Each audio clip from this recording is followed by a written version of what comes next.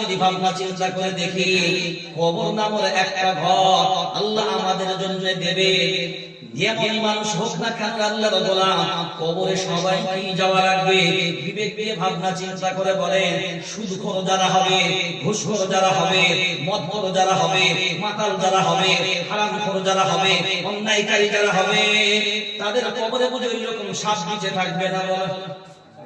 জোরে বলেন। এখন ঘরে সাপ শুধু মনে হয়েছে সাপ, ওই রাতে যদি ঘুমাতে না পারি, এটা কিসের কারণে? ভয়ের কারণে না এমনি? সবাই একমত? যেটা সাপ থাকতেও পারে নাও পারে, শুধু দিলের ভিতরে ভয়, ওর ঘরে আর কেউ শুবে না রে ভাই। কেউ শোবে? ওই এলাকায় থাকবে, সকাল বেলাতে ফোন করে আবার 10 বার বলবে